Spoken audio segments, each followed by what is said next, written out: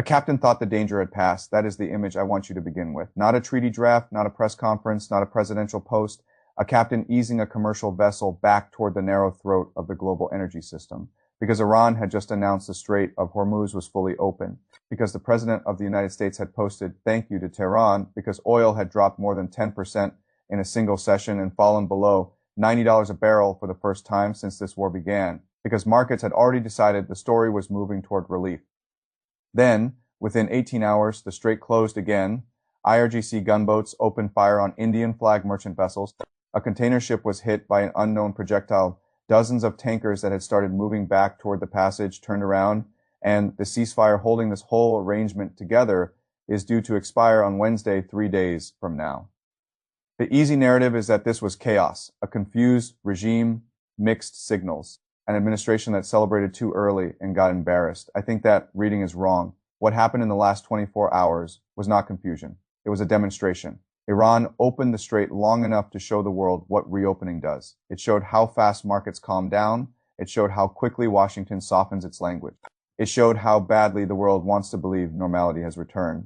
Then it closed the strait again to prove the more important point. The thing being negotiated here is not whether Hormuz is open. The thing being negotiated is who gets to decide. That is the real story. The real story is not that the strait opened and then closed again. The real story is that Iran is trying to turn the world's most important energy choke point from an internationally governed passage into a conditionally managed corridor where passage depends on Iranian approval. Once you see that, the last 24 hours stop looking erratic and start looking precise. So let me build this carefully because the sequence is everything. On the 28th of February 2026, the United States and Israel launched strikes on Iran. Among the targets was Supreme Leader Ali Khamenei, who was assassinated on the first day of the war. Iran answered in the two ways that mattered most. First, with missiles and drones against American assets in aligned Gulf states. Second, by shutting the Strait of Hormuz to foreign shipping at its narrowest point. That waterway is only 34 kilometers wide. In peacetime, around 20 million barrels of oil move through it every day. Roughly 1/5 of the world's seaborne oil, around 20% of global liquefied natural gas as well. The Dallas Federal Reserve ran the numbers in March a quarter. Long disruption on that scale strips close to 1/5 of global oil supply, pushes West Texas Intermediate toward $98 a barrel, and cuts annualized global real GDP growth by 2.9 percentage points. That is not ordinary volatility, that is a structural shock. And yet, even here, most people still flatten the story. They talk about Hormuz as if it were a simple switch open or closed on or off. That is not how Iran has operated this crisis. The first thing Iran did was not impose total closure in the pure military sense. It imposed hierarchy-friendly states were treated one way, hostile states were treated another. Some countries got permission, some countries were denied. Some governments negotiated their way into temporary access. China, Russia, India, Iraq, and Pakistan were treated as friendly. Their vessels were allowed through. In some cases, they moved under Iranian military escort. Later, Malaysia, Thailand, and the Philippines also obtained passage through bilateral talks. Every government that wanted its ships to move had to go to Tehran in one form or another and ask. Some got yes. Most Western countries got no hold on to that fact because it is the center of everything. The second thing that happened is that the shock spread faster than the models suggested it would. Iraq and Kuwait began cutting output in early March, not because they had been directly struck, but because their storage was filling up and their tankers could not move.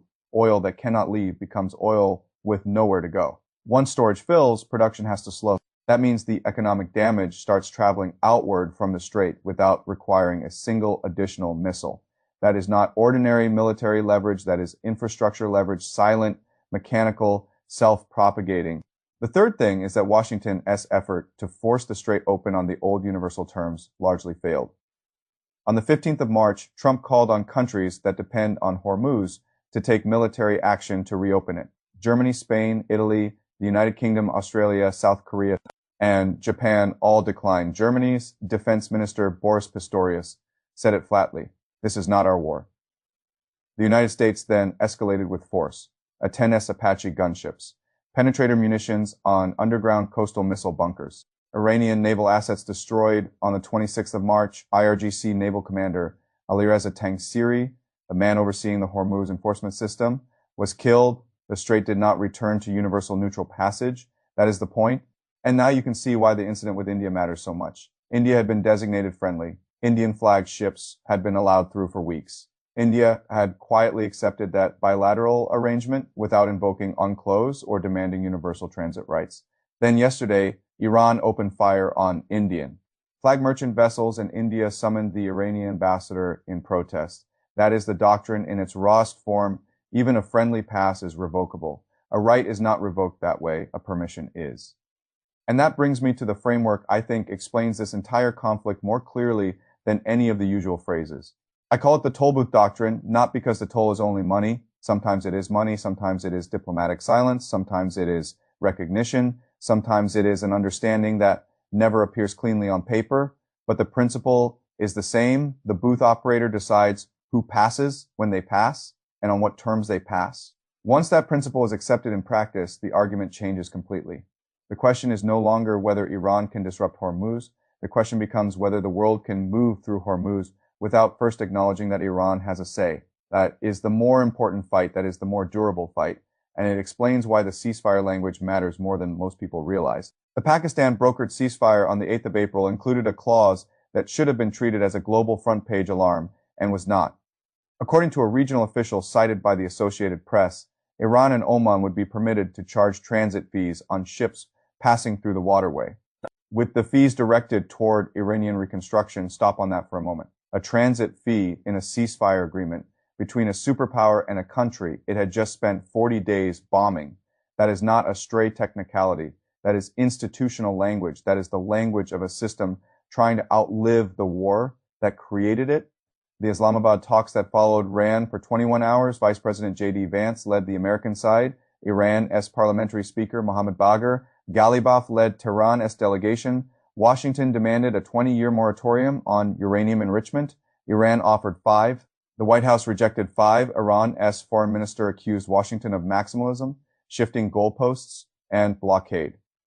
Then, on the 13th of April, the United States imposed a full naval blockade on Iranian ports. As of this morning, 21 ships had been forced to turn back. The ceasefire is close to expiring. There's no confirmed date for a second round of talks. That is what you can see on the surface. But underneath the surface, the toll booth doctrine is hardening. The usual media frame still says the strait is a weapon. Iran closes it. America tries to force it open. One side blinks, the strait reopens. Normality resumes that frame is too shallow. Iran is not fighting to close the strait forever. Iran is fighting for the permanent right to conditionally open it, not closure, conditionality. Those are different goals. And once you understand conditionality as the true objective, almost every Iranian move since the 28th of February starts to look logical instead of erratic. This is where the Suez comparison becomes useful. In 1956, Egypt's Gamal Abdel Nasser nationalized the Suez Canal. Britain and France invaded with Israel to reverse it by force. The United States forced them to stop, not because Eisenhower had some sentimental attachment to Nasser, but because Washington understood the larger problem: if great powers could settle the legal status of strategic waterways by military seizure, every canal and every strait would become a permanent war question. What happened in the end? Egypt kept the canal. Egypt still charges fees on ships that transit it. The crisis was noisy and dangerous.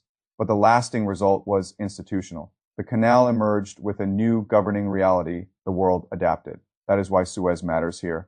Iran does not need to militarily defeat the United States in order to win the architecture of Hormuz. It only needs the world to operate for long enough under a new practical rule that the new rule becomes difficult to reverse. And look at the language already on the table: transit fees, designated routes, security supervision, safety certification, environmental protection, transit certificates. That is not the language of a temporary minefield. That is the language of a port authority drafting its future charter.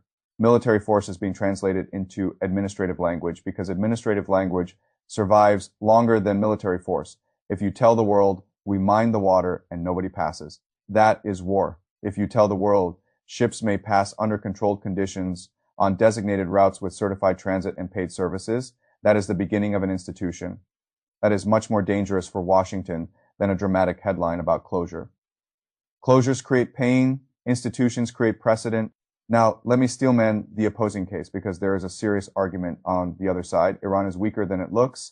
Its economy is under huge pressure. Its ports are blocked. Its refineries have been hit. Its leadership has been degraded.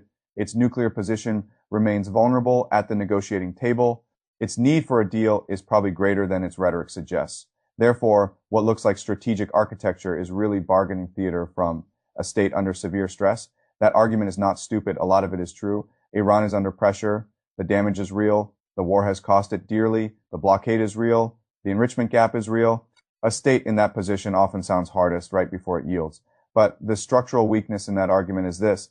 It assumes Iran has to win the war to win the framework. It does not. Iran only needs to force enough adaptation by enough states for enough time that the old universal rule weakens in practice, and that has already happened for weeks. Different countries moved under different passage arrangements. Markets priced those arrangements. Shipping firms rerouted around those arrangements.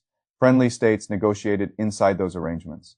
No clean, universally enforced restoration of the old order appeared. Instead, a messy but functioning reality emerged in which access was differentiated. That is how new systems usually begin, not with elegant declarations, with ugly adaptation. That is why the last 24 hours matter so much. Iran opened the corridor and the whole world relaxed instantly. Iran closed it and the whole world recoiled instantly. That means Iran has already proved the single fact it most needed to prove. It can alter the operating conditions of the global economy faster than the world can build a military or legal answer to stop it. That is first order leverage. Now consider the legal question directly under Part 3 of the 1982 UN Convention on the Law of the Sea, Articles 37 through 44. The Strait of Hormuz is a strait used for international navigation. That means ships enjoy transit passage. No coastal state is supposed to require permission. No coastal state is supposed to charge passage fees. Transit is supposed to be continuous and universal. That was the law as written. It was also the framework largely accepted in practice for decades. It is not the framework that has existed since the 28th of February, 2026. What the ceasefire text appears to have done is dress a new wartime practice in enough legal language to let it function without anyone openly admitting what was signed. The International Maritime Organization has not issued a decisive ruling restoring universal transit rights in practice. The UN Security Council has not passed a clean resolution reasserting that no state may charge for passage. The vacuum that opened when the war began has not been filled. It is being occupied quietly. That is the danger. Now bring China into the story, not China as a headline, China as structure. More than half of China's total energy supply passes through Hormuz. Around 1/5 of its oil comes directly from Iran. Trump posted that Xi Jinping was happy because the strait was being permanently opened and because China had agreed not to supply weapons to Iran. Wang Yi said resuming normal passage was a unanimous call from the international community. Fine. Those are the words. Look at the behavior. Chinese flagged vessels have moved through the strait throughout the crisis under Iranian permission, under bilateral arrangements that almost certainly involved some combination of fees, political understanding, or quiet recognition of Iran. As framework, China did not invoke, unclose, and demand universal transit rights by force. China did not join a coalition to reopen the strait on old legal terms. China did what major powers often do when rules break. It found a practical arrangement that protected its interests and let the legal argument trail behind. That matters enormously, because if a power as dependent on Hormuz as China can live inside a permission-based system while still speaking publicly in the language of general navigation, then the toll booth doctrine gains oxygen. Beijing's commerce may end up endorsing a reality its diplomacy refuses to name. The same question now hangs over India. If India renews a bilateral arrangement with Tehran after its ships were fired upon, that tells you the doctrine is resilient even under direct strain. If India refuses, invokes universal transit, and pushes back against bilateral permission, then one of the key internal pillars of Iran's framework starts to crack. Europe is in a different position, but not a stronger one. The LSFA conference this week matters not because Macron and Starmer suddenly have a ready-made solution. It matters because Europe has finally recognized the real problem. The problem is not simply whether the strait is open this morning. The problem is what legal and political order governs the strait after the smoke clears. If Europe cannot build a framework that supersedes bilateral permission slips issued by Tehran, then European ships will eventually pass Hormuz on terms set in Tehran, not Brussels, not London, and not Geneva. Europe spent the entire war declining to join a coalition to reopen the passage by force. That was a choice. Choices have architectural consequences. So what do you watch now? Not the noise, the structure. First, watch what the IRGC says when the ceasefire approaches expiration, not what Trump posts, not how anchors phrase it. Watch the language. If the language remains administrative, designated routes, transit conditions, supervision, certificates, service fees, then the doctrine survives whether or not bombs resume. If the language snaps back to pure closure, then Tehran is stepping back from the institutional claim and reverting to a simpler wartime threat. Those are not the same outcome. Second, watch Chinese tankers, not Chinese diplomats. If Chinese vessels continue transiting under Iranian terms while Beijing publicly talks about general navigation, then China will have endorsed the toll booth doctrine in commerce while disavowing it in words. That is not hypocrisy. It is a strategic hedge. Third, watch India. S next move. Not India S anger. Anger is easy. Structure is harder if India quietly repairs the arrangement. Iran's model has survived a serious test. If India refuses and goes legal instead of bilateral, Tehran loses one of the most useful proofs that friendly powers can be kept inside the system. Fourth, watch Asim Munir, not Pakistan. As public spokesman, Munir has been the real channel in this mediation. If he moves toward Washington or Tehran in the next 72 hours, a ceasefire extension becomes much more plausible. If the process stays stuck at the foreign ministry level, the gap is larger than the press language suggests. Fifth, if American strikes resume, watch the targets. If Washington prioritizes command infrastructure connected to Hormuz enforcement, the United States will have understood that the real fight is not only against boats and mines, it is against the institutional apparatus trying to turn wartime control into a post-war administrative, right? And if the ceasefire is extended without removing the fee language from the text, that may be the clearest signal of all. It would mean the institutional cost of this new arrangement has already been accepted, even if almost nobody is willing to say so clearly in public. That brings me back to the opening question, what is Iran actually fighting for? Not Khamenei's legacy, he is dead. Not nuclear weapons in the crude cinematic sense, a state that actually detonates or openly races to a bomb becomes a pariah and a target, a state that holds its nuclear program just below the line, keeps the alarm alive and the leverage alive. Iran's nuclear file is a negotiating instrument as much as a strategic deterrent. What Iran is actually fighting for is the right to remain institutionally relevant after this war ends. And the mechanism for that relevance is 34 kilometers of water. For 30 years, the governing answer was simple. No one owns the passage. Transit is free. That answer has now been destabilized. The new answer being tested in ceasefire text, bilateral shipping arrangements, IRGC statements, and real-world market adaptation is very different. Transit may continue, but transit may continue conditionally. Conditionally means on routes set by Tehran. Conditionally means under supervision accepted by Tehran. Condition means with paperwork, coordination, fees, exceptions, and permissions that did not exist in the old universal framework. That is the fight. That is why the last 24 hours were not random. Iran opened the strait to prove what the world gains when it opens. Iran closed the strait to prove who still controls that gain. And now the world has to answer the harder question, not whether Iran can make Hormuz dangerous. Iran already proved that, not whether Iran can reopen Hormuz. Iran just proved that too. The real question is whether the world is slowly getting ready to accept a future in which the strait is open only when Iran chooses to open it, and open only on terms that Iran increasingly defines. That is the shock sitting underneath the headlines. One day, the world may realize that the legal status of the most important waterway in global energy changed during a war, not in one grand declaration, but in increments, in exceptions, in temporary fees, in bilateral passes, in ceasefire language, in market adaptation, in ships waved through and ships turned back, and almost nobody admitted it was happening while it was happening. If that moment comes, it will not feel like an ordinary geopolitical update. It will feel like discovering the map changed while everyone was staring at the smoke. For 3 decades, the argument was whether any state had the right to charge the world for moving through Hormuz. After everything that has happened, every exception, every pass, every route, every fee, every ship turned away, every ship temporarily let through. The question is different.